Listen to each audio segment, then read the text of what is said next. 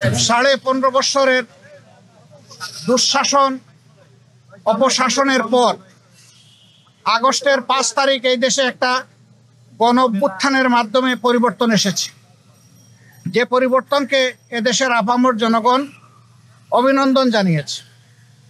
আমরা আরেকবার এই গণ অভ্যুত্থান যাদের নেতৃত্বে সংগঠিত হয়েছে, যারা জীবন দিয়েছেন, দেশে প্রবাসে যারা অংশগ্রহণ করেছেন, তাদের সকলকে দেশবাসীর পক্ষ থেকে, বিশেষভাবে আমাদের দলের পক্ষ থেকে অভিনন্দন এবং কৃতজ্ঞতা জ্ঞাপন করছি।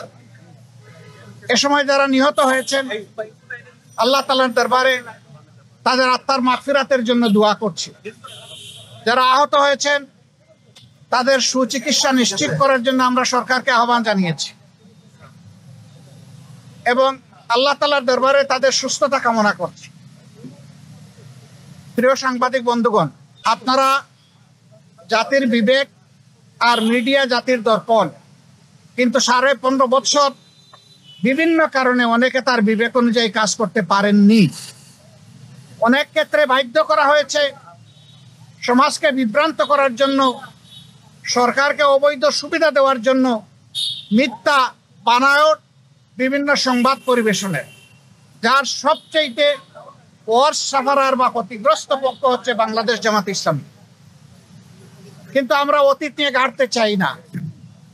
আমরা দেশবাসীকে সাথে নিয়ে সকলের সহযোগিতায় দেশটা সামনের দিকে আগাক, সেই জায়গাটাই আমরা অবদান রাখতে চাচ্ছি।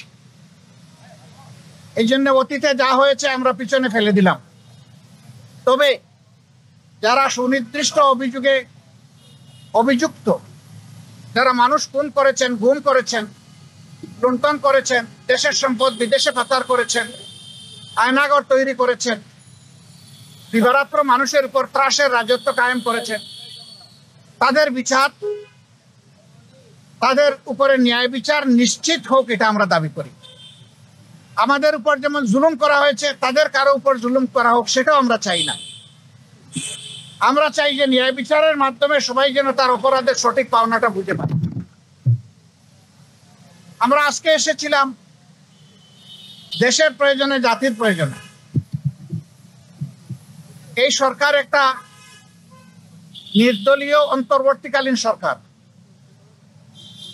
তারা দেশ শাসনের জন্য আসেননি, দেশ শাসনের সুস্থ পথ বিনির্মাণের জন্য তারা এসেছে। তাদের কাজ হচ্ছে জাতির সামনে, যা জাতি বঞ্চিত ছিল পরপর 3টা নির্বাচনে, জাতির সামনে একটা গ্রহণযোগ্য, সুষ্ঠু এবং শান্তিপূর্ণ নির্বাচন উপহার দেওয়ার পরিবেশ তৈরি করা। এই জন্য কিছু মৌলিক বিষয়ে তাদেরকে সংস্কার করতেই হবে। সেই কি মৌলিক বিষয়ে তারা সংস্কার করবেন, সেই ব্যাপারে আমরা কথাবার্তা বলেছি এবং আমরা আশা করছি আগামী 9 তারিখ আপনাদের মাধ্যমে জাতির সামনে আমরা আমাদের প্রস্তাবনাগুলো উন্মুক্ত করব ইনশাআল্লাহ। আপনারা দাওয়াত পাবেন, এটি প্রাথমিক ইনফরমেশন। যদি আমাদের দিনক্ষণ ঠিক থাকে আপনারা ইনশাআল্লাহ দাওয়াত পাবেন, বা যখনই হয় আপনারা দাওয়াত পাবেন।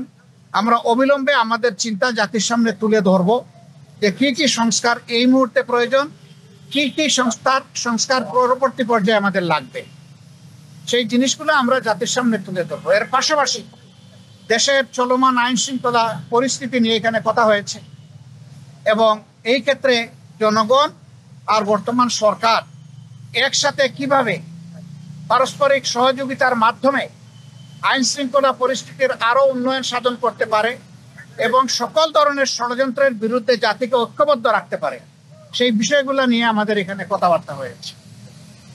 আমরা আশা করছি এই বর্তমান অন্তর্বর্তীকালীন যে সরকার আছে, তারা কোনো ধরনের পক্ষ বিপক্ষের মানসিকতা না নিয়ে বরঞ্চ নিরপেক্ষ দৃষ্টিকোণ থেকে তারা দেশকে একটা ভালো জায়গায় নিয়ে একটা সুষ্ঠু নির্বাচন তারা দিতে সক্ষম হবেন। এবং এই ক্ষেত্রে এইটাও আমরা আশা করছি যে এই সময়টা নাতি দীর্ঘ হবে। আমরা শুরু থেকে বলে আসছিলাম সংস্কারের জন্য সরকারকে আমরা যৌক্তিক সময় দিতে চাই। সেই যৌক্তিক সময়টা কি হবে, এটা নিয়ে অচিরেই আমরা কাজ করব এবং সেটাও আপনাদের সামনে ইনশাল্লাহ চলে আসবে। আমরা আশা করছি খুব দেরি হবে না। আমরা এইভাবে সামনের দিকে আগাতে চাই। আপনাদের মাধ্যমে আমাদের অনুরোধ, জাতির এই প্রত্যাশাকে ফুটিয়ে তোলার জন্য এবং আগামী দিনে একটি বৈষম্যহীন বাংলাদেশ গঠন করার জন্য যেখানে ইনসাফ ভিত্তিক সমাজ প্রতিষ্ঠিত হবে এবং কারো উপর কোনো ধরনের জুলুম দল কিংবা ধর্মের কারণে হবে না, এমন একটা দেশ, ঐক্যবদ্ধ জাতি গঠনে আপনারাও আমাদেরকে এই কাজে সহযোগিতা করবেন, দেশবাসীকে সহযোগিতা করবেন। আপনাদের সকলকে ধন্যবাদ। হ্যাঁ, এখানে একটা প্রশ্ন এসেছিল, আসন্ন দুর্গাপূজায় আইন শৃঙ্খলা পরিস্থিতি সুন্দর রাখার জন্য করণীয় কি? আমরা সেগুলো আলোচনা করেছি। আমরা বলেছি সরকারের সাথে জনগণের পার্টনারশিপ লাগবে, সরকারের সাথে জনগণের সম্পৃক্ততা প্রয়োজন হবে। এই সরকার এবং জনগণ মিলে, আইন শৃঙ্খলা বাহিনী এবং জনগণ যদি একসাথে কাজ করে, আমরা আশা করছি একটা অভূতপূর্ব দুর্গাপূজা আমাদের হিন্দু ধর্মের ভাই বোনেরা তারা উদযাপন করতে সক্ষম হবে। আমরা সেটা আশা করি। আপনাদের সকলকে ধন্যবাদ।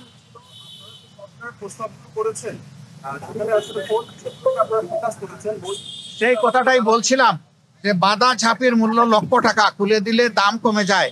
ইনশাল্লাহ আমরা ঝাঁপির মুখ খুলবো আগামী 9 তারিখ। সেই পর্যন্ত আমরা ধৈর্য ধরে অপেক্ষা করি। এই অপেক্ষা করার জন্য আপনাদেরকে অগ্রিম ধন্যবাদ।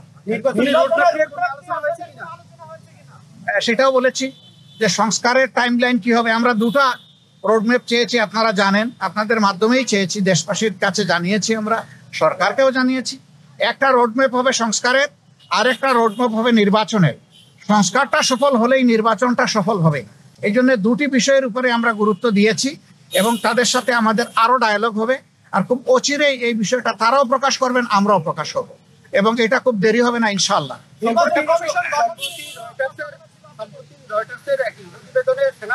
বক্তব্য এবং জাতিসংঘে যাওয়ার পরে প্রধান উপদেষ্টার বক্তব্য দিয়েছেন, এইসব নিয়ে আলোচনা হয়েছে কিনা? না, আমরা কারো বক্তব্য এবং বিবৃতি নিয়ে স্পেসিফিক কোনো আলোচনা করি নাই এবং এটা আমরা আলোচনার সাবজেক্ট বানাতেও চাই না। আমরা শুধু সরকারকে এতটুকু বলেছি যে জনগণের বিশাল প্রত্যাশা আপনাদের কাছে, এই প্রত্যাশার সময়টা টেনে আমরা লম্বা করব না। এইটাকে যৌক্তিক সময়ে, যৌক্তিক যে শব্দটা, এটার সম্মানটা যেন বহাল রাখতে পারি আমরা, সেই দিকে আপনাদের দৃষ্টি আকর্ষণ করি। ওনারা কোনো দ্বিমত পোষণ করেন নাই এবং আমরা আশা করি এখানে কোনো সংকট তৈরি হবে না ইনশাআল্লাহ। আমরা শুনতে পেয়ে